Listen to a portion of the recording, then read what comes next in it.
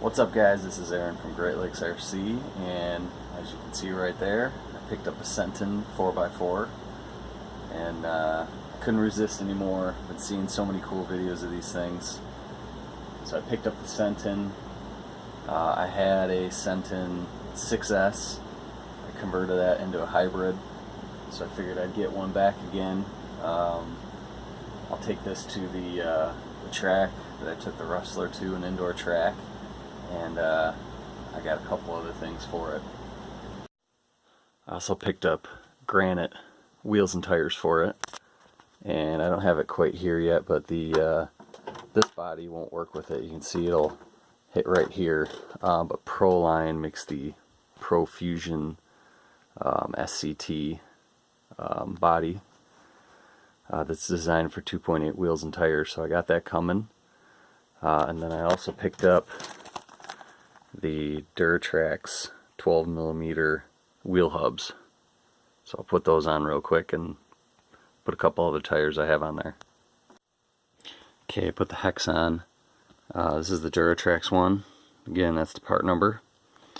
And when you first put it in, if you don't have the pin lined up quite right, it doesn't want to slide all the way on, so you really just kind of got to give it a little extra force and it'll go in there, because these just have kind of this, they're a non-clamping style, whereas the ones that come stock are clamping style, which is really nice. So if anybody wants to wait for Arrma to make their own 12mm with the clamping style, it's probably a better design, because they made this so you kind of have to force it on. So I'm sure taking it out, you'll have to force it off a little bit. So that's just a little heads up, because it threw me for a loop a little bit. Here it is with the Rustler tires on it. You can see the Rustler tires are wider than stock. Arrma's in a little bit bigger diameter, especially the rim. I really like that look. And these, that's one of the best parts of the Rustlers. The stock tires are great. Some of the best ready-to-run tires I've encountered. So let's throw the body on real quick. Yeah, I think you could run these. Maybe just trim that a little bit. Front clear's fine. That's really nice look there. Because the Granite tires have a real wide offset, and I'll need that Pro Fusion body for it, but I could run the Rustler tires on here without changing the body. So that's a nice little tire option right there. Well, the last one I was going to try was the Traxxas Anaconda Tires that I've had on my Rustler, but they're a slight bit smaller because they're not 2.8s, they're 2.2s. So they don't fit. So if you want to get these tires, make sure you get the 2.8s that are off the Jado, not off the Rustler. Well, I got the body off. A couple things I really like. These turnbuckles are in double shear, and then these are aluminum 14mm hexes that come with it.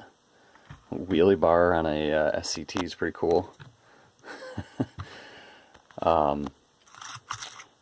These shocks seem like they'll be alright. Videos I've seen, they've been alright, but like I said, I'm going to take it to the track, and if they survive, there'll be a huge leg up on the Rustler, because the Rustler shocks didn't survive.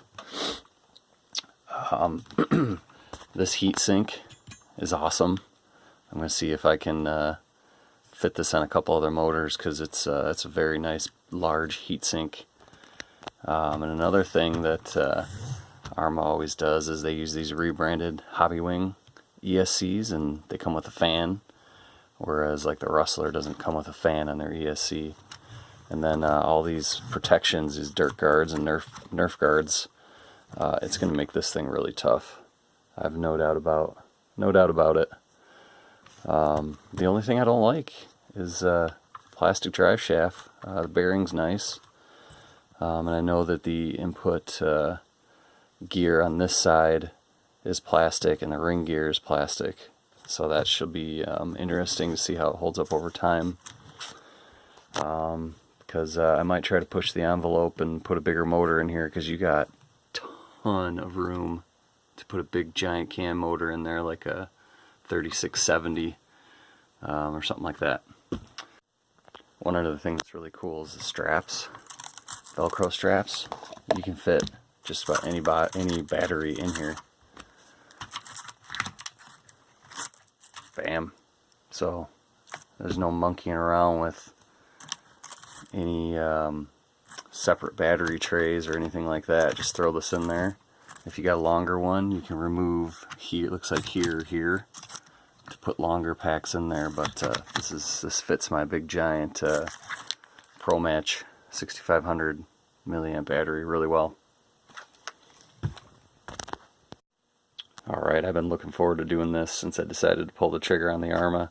Put the Arrma and the Rustler right next to each other and kind of see some of the differences. Both have wheelie bars. Both came with plastic shocks. These did not survive the track and were some of the worst ready to run shocks I've ever encountered. The Ultra shocks were just junk. Popped the shock caps, bent the shock shafts, just terrible. So if these survive the track, big bonus. Bumpers, of course this is an SCT. There's a lot more protection with the bumpers than this. This wasn't designed for it. Drive shafts. Drive shafts on the Arrma look bigger. Let's see if I can get my calipers on them. 14mm on the Arrma. Boy, I can't get in here.